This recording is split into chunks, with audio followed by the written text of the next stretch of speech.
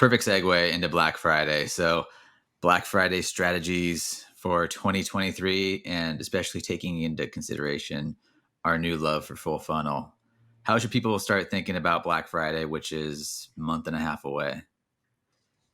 Yeah, I think definitely a lot of accounts now are looking to do that audience building before getting leads and on the actual weekend, marketing to them via email.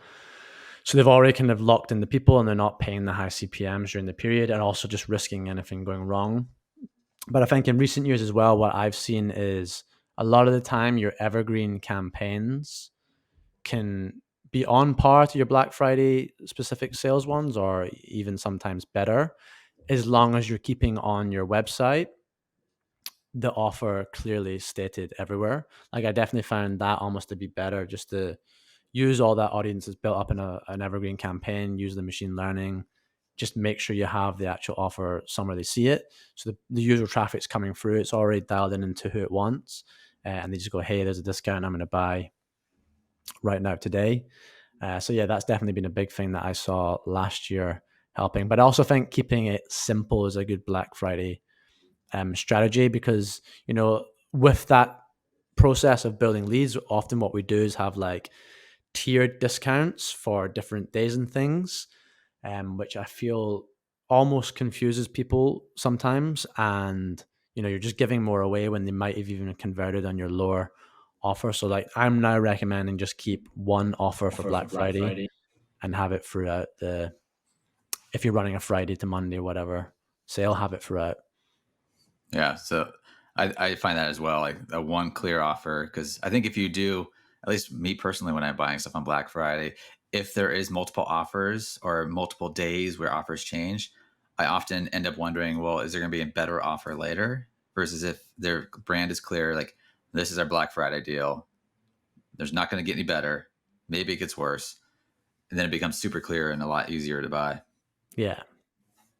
Yeah, All right. definitely. That's something I saw last year with Black Friday offers about just keeping them consistent. Is stay with one or two, don't end up serving like 7 or 8, 9, 10, like which a couple of accounts were doing last year, and basically the results just like tailored off. So you get a massive spike when that first email went out, and then as you like re-serve them emails with different offers, it just dropped off pretty dramatically, to the point where I don't think we even ran the last offer towards the end of the Black Friday period, because results were just dropping off so dramatically. It wasn't worth doing it. Hmm.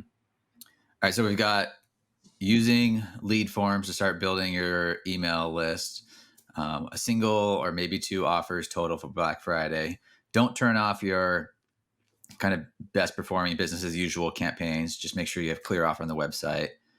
And then we started to talk about audience building.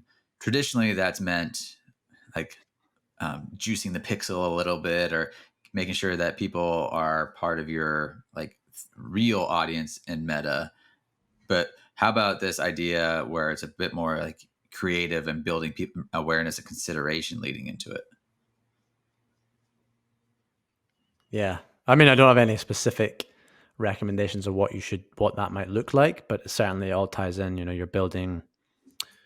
You're priming people ready for, a couple months time, and then there's a good offer for them, a couple weeks even.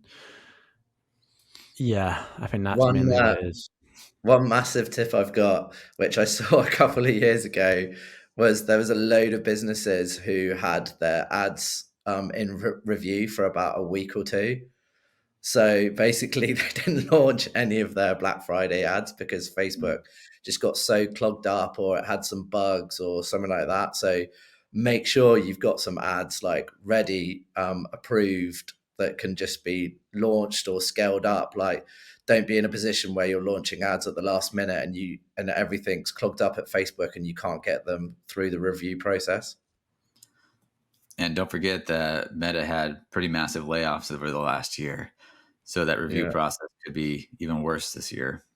Yeah. I also think look back at what happened last year and don't just look at the weekend, look at the months either side, look what happened. If you may have had a great Black Friday, Cyber Monday, but how was it the next month? Did your results just tank, and actually the average of the months is net the same? Like whatever, like look at it very critically to make your plan, because quite often people will go too hard on Black Friday, Cyber Monday, because they're getting such good results, and then they'll just lose that the next month because they've, if they've not built the audience that we're talking about, they've basically just eaten up the whole audience that was sitting there being warmed up by them, and they've got nothing. They have to go out and get the new people the next month. So I think that also ties into what we're saying about this, full funnel strategy. You're bringing more people into that, so you push all the ones for Black Friday, Cyber Monday, and then you've got another lot coming out after, even if they weren't quite warmed up for that weekend to